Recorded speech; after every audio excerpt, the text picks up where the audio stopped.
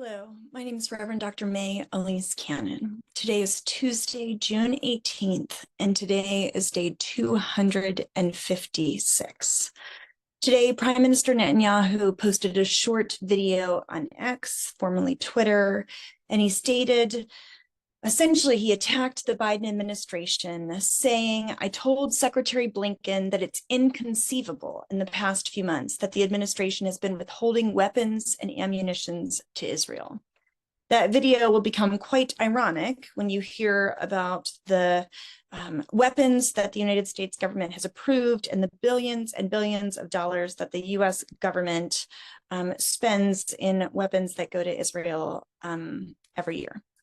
So that happened today. Israel has said that it is nearing the end of its Rafah offensive, potentially shifting to a new and less intensive phase of the conflict because of the progress that they've made against Hamas. That's according to a senior military official, destroying the Strip's infrastructure and cutting the supply of weapons coming through tunnels from Egypt. They said that this is a shift to a more targeted operation across Gaza that could bring respite to civilians who have spent months in the line of fire. That sounds really good. And if it's true, that would be wonderful. But as we watch the death toll, and you'll hear those numbers today, people in Gaza are dying every single day. And every single day, dozens of people continue to die from bombs, from the ground invasion, from hunger and malnutrition. And so we have to pray and work for a comprehensive ceasefire immediately.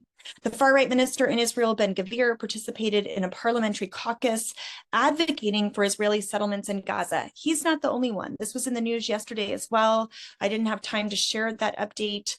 But Gov't said he's committed to building settlements throughout Gaza. He added, we must accompany encouraging immigration of Jewish settlement and encouraging the immigration of Palestinians to leave the Strip, insisting that if we do not promote immigration, we're deceiving ourselves. This is forced displacement. That's literally the definition of ethnic cleansing. Police forcefully dispersed 20 protesters calling for hostage release deals. These are Israeli protesters who were blocking an interchange in Jerusalem. 4 were arrested, another was sent to the hospital after police threw her off a ladder placed by demonstrators at the scene. Plainclothes Israeli police officers were recorded Monday, a couple of days ago, punching and pulling a protester's hair while arresting her outside of the Jerusalem home of Prime Minister Netanyahu. This is the unrest that's unraveling in Israel. The country, had such discord about its government before October 7th, and we're starting to see that increasingly on the ground in Israel. 3 people were wounded and 8 arrested during the demonstration, including a volunteer doctor who sustained an eye injury caused by a water cannon that was used against Israelis. They threw a 60-year-old protester against a wall. This is in direct violation of police procedures. A 70-year-old protester who sustained a head injury when he was violently arrested by the police. The Israeli police recently recommended shelving the case of Rabbi Mali of the Sharat Moshe Yeshiva in Jaffa for remarks that were made in March. His remarks, he said that Jewish law requires the killing of Gaza's entire population.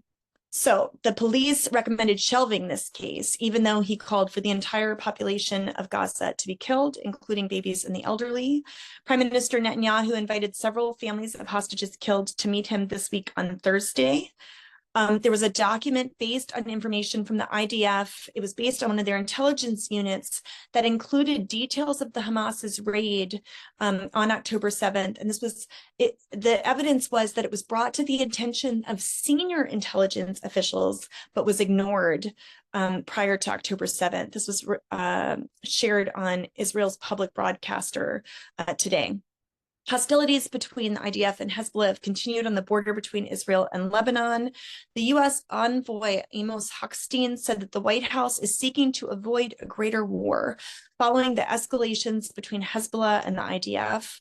Hochstein's been in Lebanon. He just arrived there after having been previously in Israel, but he's in Lebanon for a day following that previous trip. He added that a ceasefire in Gaza would also assist in bringing about an end to the confrontations on the northern border of Israel. In his meetings with Israelis officials, he said that a war with Hezbollah could lead to a wide-scale Iranian attack on Israel of a kind that would be difficult for Israel's defense systems to repel. He said that this could be in concert with a wide-scale fire by Hezbollah from Lebanon as well.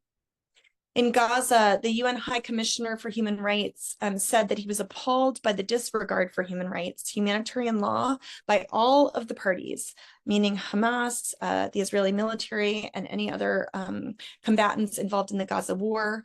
Hamas's information ministry reported that about 3,500 children are suffering from malnutrition, hunger, and a severe lack of medicine and vaccines in Gaza.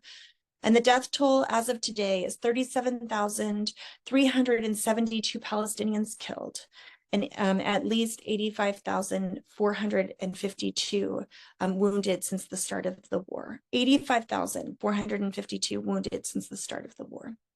An event dedicated to the conflict-related sexual violence, our Vice President, KamalHarris, said that further testimonies on Hamas's use of sexual and gender-based violence on October 7th would emerge as more Israeli hostages are released. Hamas said we cannot, Harris said that we cannot look away and we will not be silent. So that happened.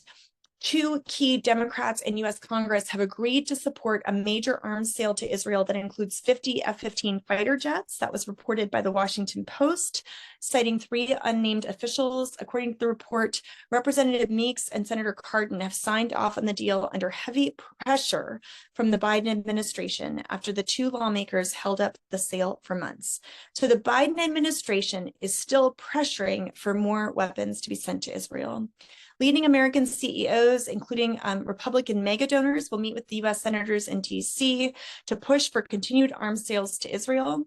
And a Palestinian woman and man were wounded in an attack by settlers in Berin, south of Nablus, today. According to the IDF, several settlers entered the village, burned a car, and then were escorted out by soldiers. The IDF also said that Palestinians threw stones at the scene. The IDF said that 14 wanted people were arrested overnight in the West Bank. I had several updates from yesterday. There was so much that happened over the weekend. The security sources told Haaretz in Israel that the government has not given the Israeli Defense Forces clear orders about what's going to happen in Gaza once a ceasefire is reached, even though the day after seems far, far, far away. And at a state audit panel in the Knesset, Israeli combat soldiers accused the state of failing to provide care for them, including treatment for PTSD, post-traumatic stress. This is a huge issue in Israel right now. Representatives of several anti-government protest groups have announced their intentions to intensify their activism in a week of resistance, which will include countrywide demonstrations over the next several days. So we'll hear more about that this week. Leaders called for workers, unions, municipalities to join these anti-government protests. And then finally, Norway has agreed to boost UNRWA aid amid warnings of West Bank economic collapse. They're increasing their funding with an additional $10 million to UNRWA. So that's an update of what's happening. There is so much need. There is so much desperation. There is so much death and destruction. Might God have mercy, and might we not give up hope, and might we continue in our efforts. Amen.